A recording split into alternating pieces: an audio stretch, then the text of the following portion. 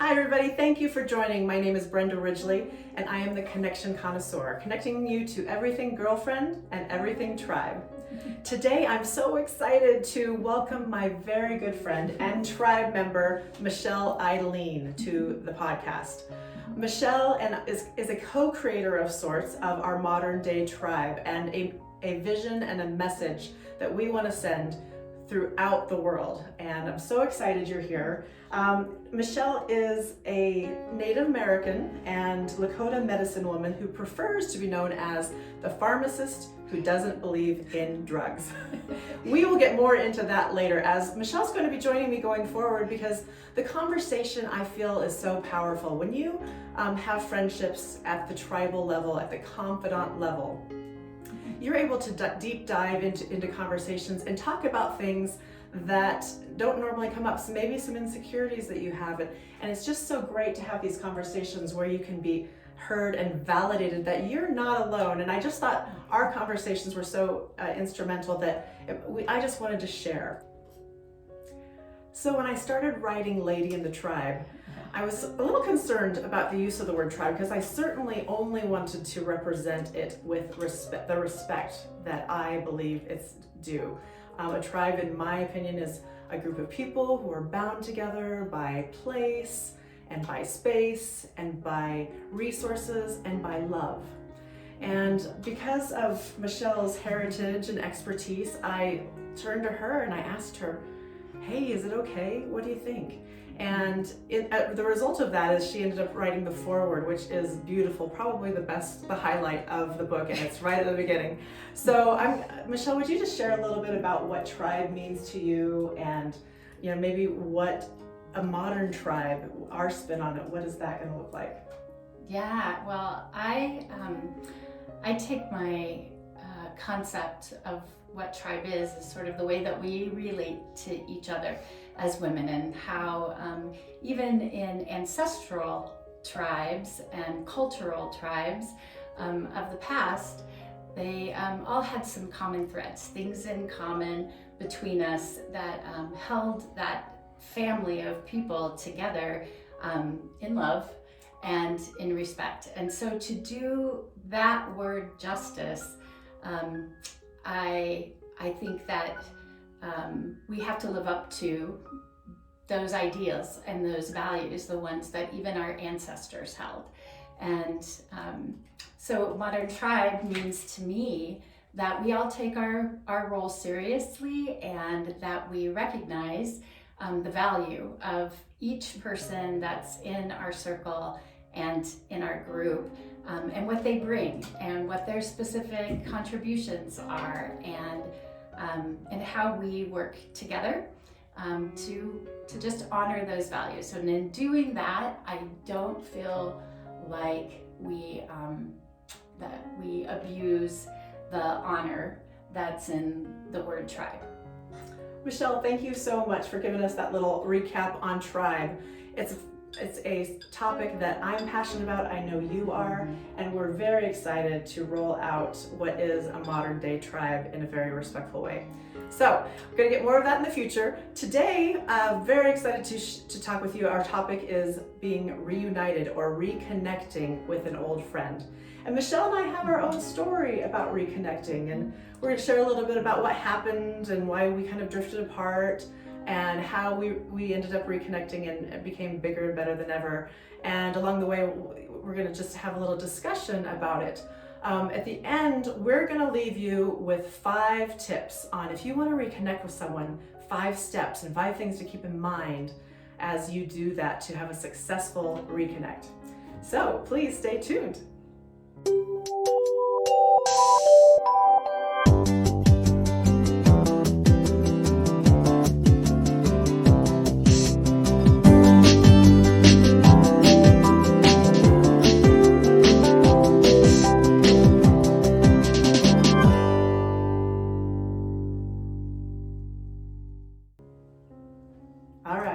Reunited, and it feels so good, right? I love it. Okay, we're talking about reconnecting today on the Connection Connoisseur. And Michelle, like I said before, Michelle and I have our own little connection and reconnect story. let's see, gosh, what was it? 15 or more years ago when we became really good friends, right? Oh yeah. And we did quite a few things together. We did some girls trips together and outings, and we were just kind of regulars in each other's lives. And then I guess, I don't know, life happened. Yeah. Life happened. I can't even say for sure, but I'll just tell you from my perspective, it felt like Michelle started ghosting me. I would reach out and text and call, and I would get, it was like crickets, like no response. And I was like, oh no, I must have done something to tick her off or something. I don't know what it could be. And I kept trying, I'd spread it out, a month would go by, I'd send her a little note, hey, how's it going, are you out there? I'd let her know about things that were going on, and again, crickets, no call, no show. Sorry. And I really thought about it. I thought, oh, what was it I did? And I finally just thought, I don't know what I did. I don't know if I did anything. I just have to accept that and be okay with that for now. I'm not going to give up, but I guess I'm just not going to try as hard, and we'll see what happens. Okay. So I don't know what was going on. So what I was thinking. What were you thinking during that time was that I was going through a really tough divorce, and my perfect little world seemed kind of broken and shattered, and I'm not sure that I really even knew what was going on in my life at that time. And the last thought on my mind was to reach out to my friends to sort of advertise the pain that I was in. And so that's what was going on with me, even though it wasn't, it wasn't a planned breakup. It was that there was some big issue, there was some big life event. And I think that's what happens with a lot of our friendships when we feel like we've been ghosted. Right. It could be, it doesn't have to be divorce. It could be just having a baby, or any kind of something happens with your parents or your family or your job, and you become, it just sounds like you were super overwhelmed with and didn't know how to talk about it and didn't want to talk about it. Yeah, major life events. I think I didn't know what to say. Yeah, and at first I took it personally a little bit, thinking it's all, we always think it's all about us. What did we do? But it's not always all about us, what's going on. Right. Agreed. So fast forward 5 years or more. Oh no, gosh, really? I think it was 5 years. Can we say 2? Let's say 2. Okay, but I think it was 5.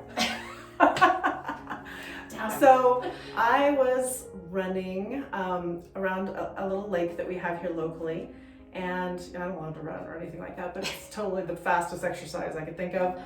So I'm running around, jogging, and all of a sudden, I realized I had just passed Michelle, walking with another gal.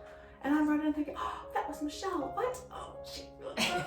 Yeah, and I'm like, wait a second, and I flipped it around, and I'm like, I run back to her and I go, Michelle!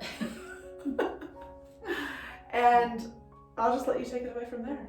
Gosh, well, I remember it from my perspective that there I was walking heads down, pouring out my heart with a best friend on a walk around the lake, when somebody that I knew and who knew me was passing me by. And that was kind of the theme of my life at that point, was that the people who really cared about me had kind of stopped listening and stopped reaching out. And so my internal world view was that I didn't matter to anybody anymore. And so when Brenda ran by me and then saw me, recognized me, and stopped in her tracks, then I just knew that it was time to break my embarrassed silence. And it was kind of a new awakening. So right there on the gravel, we made our next first date after the ghosting. And I couldn't be more happy that I was ready and Brenda was willing for us to reunite. And from there, we really had our time to get together, and I think, boy, we just caught up over pizza and beers, and it was like we had never missed a day, and it was like I had never been alone during that whole time. And since then, all the benefits of breaking my embarrassed silence have come back to me, and it's more important now than ever. And I think that's when our lady in the tribe, if we didn't know yet to call it that, but that's really when our tribe kind of notched up and we got really purposed in how we wanted to be able to bring the idea, the foundations of what happened in our friendship to other women. Absolutely, and our reconnect was the next day or a couple days later. It was very soon, and I was just like, I gotta nail her down right now. Before she before I don't know where to find her. But we were there for hours and just talked about. We had so many similar things going on in our lives. We both had some, heartache issues as far as losses of different things that were important to us. We had some crazy stuff that we couldn't have talked to about anybody else about.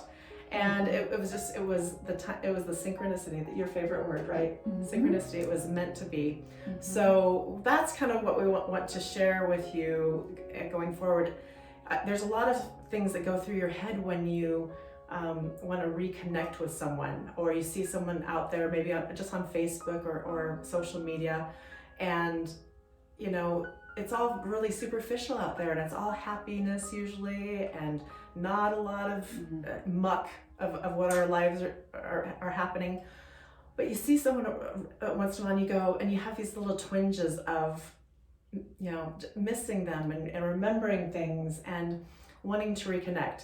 So let's talk a little bit about a few tips. So taking that social media piece, it's been proven in some ways that social media can actually make us lonelier because we feel disconnected. We feel like we're not in the mix. We're not in the middle of what's happening in their lives, and maybe our lives don't feel and look as good as what's showing up out there. So it can actually make us lonelier. But so we can actually use social media to flip that switch and reconnect and use it as a way to reconnect. So what do? What do you say to someone when you want to reconnect? Because that's going a little bit out of your comfort zone, maybe, right? For sure. So turning a social media or Facebook or Instagram relationship into a one-on-one in-person meeting can be a great thing. Yeah, if social media makes us lonelier, then getting together in person would be the better way to feed our soul. So when we meet with someone in person, our brain releases that bonding hormone, the oxytocin, that makes us feel good. So getting together in person is probably what was magic for getting back together, getting reunited with you. Yeah, I think you said something about conversation can bring back years like that or something, just overnight. I mean, that's what you do with old friends, right? You can make up a lot of ground in a short amount of time. So if you want to reconnect with someone, what do? What are some good tips and what's some steps? Okay, my favorite first thing, be honest. Number one, I wasn't ready to be honest with myself. So how could I imagine that sitting down with a friend to explain my terrible life would be anything that you were interested in doing? So one, be honest with yourself, and then be honest with your friend. You can't get the benefits of your friendship if there's something that you're hiding or something that you're not ready to face.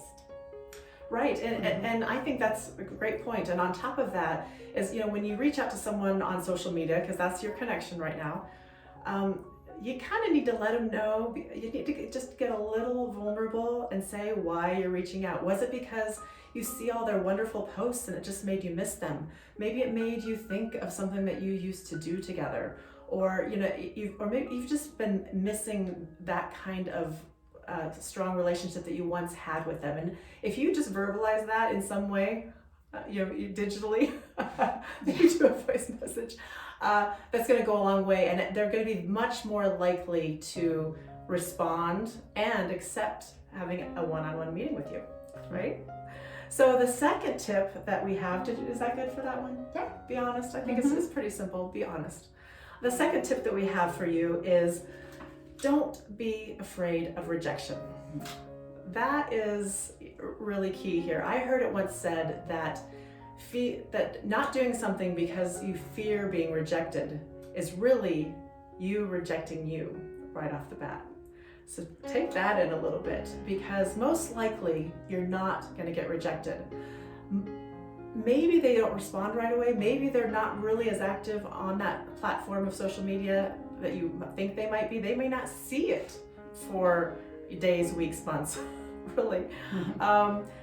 That is a real thing. I mean, how many times have you put out something and you don't hear back, and you go, and then maybe weeks go by and something, oh, I never checked this. Yeah, right? I don't even use my social media. Yeah, you can't take that personally. You just need to kind of be a little brave and put the invite out there, and with the honest invite. And and also maybe your schedules are just not going to line up for a while. And that's not a reflection on you, and that's not rejection either, but we're all busy people, and it may take some time before, and maybe they aren't even able to meet. Maybe their life is in chaos and they aren't able to meet. You just have to be able to know that don't take that in and it's not personal. What do you think? Yeah, no, I agree, and I think it's perfect for our third thing, which is loosen up your expectations around what that getting back together kind of looks like. If you don't go into it expecting to be rejected or hurt, or expecting it to be the greatest moment of your life ever before, then you can't get yourself let down, and you won't be letting your friend down. Do it just for the purpose of being together, being in the same space in each other's company, and the whole purpose of catching up. Right, it's worth it no matter what. If you're able just to enjoy one coffee catch up and just kind of get up to speed, it's totally worth it, because that also kind of lends itself to just maybe down the road, you're just kind of opening the gateway that you have this desire to be closer, and when things do settle down for you, then we can reconvene at a later time. All right. So another thing to keep in mind, and this is kind of hits my heart a little bit because I have some personal experience. I think probably you do, most people do, but don't expect an apology from the person that you want to meet up with. A lot of times we do drift apart because we have some kind of little tiff of some sorts, or maybe a big tiff. It could be big, small, it doesn't matter. But that relationship was so instrumental to your life and so meaningful that it really just, you almost never let it go because you miss them so much, even though there was something that made you drift apart. If you just can't come into this seeking anything like that right off the bat, because if there's any kind of expectation around you reuniting, it just usually doesn't go well, and it doesn't play out well, and you just can't assume that you've changed. Maybe you know that you've changed, but you can't assume they've changed their opinion on it, right? Oh yeah, and if you go into it expecting an apology, you'll very likely be disappointed or find that it's them who is expecting the apology, and until you get together face to face, you don't know what the offense or the injury might have been. You may not even know what you're trying to apologize for, or what you expect them to apologize for. I think we both had situations like that where maybe us, where you just just not sure what I did or if I did anything at all. Right. So if you were the bully in the situation or the one who didn't handle a situation right, you can't expect right off the bat that they want to talk to you or they're ready. I'll share a little bit about a situation I had. It was almost 20 years ago. I was very good friends with a gal, and gosh, I still to this day, I just adore her. I truly do. And we would go out together, and we had some projects in common, and just so much that we ended up spending a lot of time together. And just there was one thing that happened, one little moment that I'm just going to say I wasn't expecting. I was a little caught off guard. I was shocked, and I didn't handle it well. I take ownership for that. I talk about it in the book a little bit. This is one of the friends who broke up with me. I haven't really had the opportunity even yet I have tried every few years to reach out, and we've had conversation, but I haven't been able to have that conversation where I could truly tell her how I feel and where I was and maybe why I reacted the way I did, and apologize because I just didn't handle it well. And sometimes that happens. We're human beings. We're human beings. And I still hope for that. And I still believe one day that I'm going to have that conversation. Any thoughts on that, Michelle?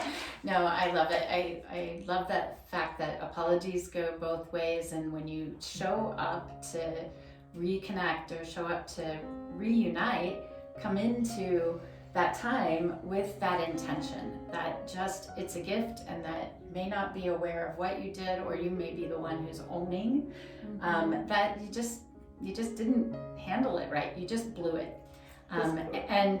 And forgive yourself, whether there's an apology offered or received. Forgive yourselves so that you can move on. You can both just move forward. And oh my gosh, if we had not done that, if you had held out thinking that you'd done something wrong to offend me or whatever, we would have missed out. And so I might not have turned around. Yeah, you might not have I might come back have taken for the me. next exit. So I didn't have to circle back and see. Yeah. Well, maybe we should talk about the last one, the fifth one, which is when you just can't recover it. When you just can't get it back, no matter how hard you try. And I tend to think that that's when, even though you might be ready, like our timing worked out great, but if the other person isn't ready and their timing isn't great, and a friendship is lost, you have to come up with your own ways to let those friendships pass, and to honor what they were, and not to stress about a lost friendship when you've tried, you've done your best. And so that's probably the last piece of advice. Yeah, it's important, and not only in reconnecting, but sometimes you have relationships in your life that just don't serve you. And you need to just know that just because you may drift apart for a period of time, it could be just your lives aren't lining up anymore. It could be that something doesn't feel right. They're not supporting you in a right way. If it's not in a supportive relationship and not good for you right now, it doesn't have to be the kiss of death for the relationship. It may be just a timing issue. Maybe it's time to pull back and give it a little bit of a break, so that you both can kind of reassess where you were and what's going on. Or things change, and down the road, 2, 5, 10 years can go by, and you can pick that up again and run with it, right? Yes, I love that. I love that idea. Awesome. So, gosh, reunited, and it feels so good. It's so good. I'm so blessed to have Michelle here with me and with us going forward. We'd love to hear your comments down in the chat below. If you haven't done so already, would you please press that subscribe button so you get notified of a new episode each week, and definitely press that like button as much as you can. We appreciate it. We like being liked. So anyway, until next time, when 3 or more gather, we are tribe.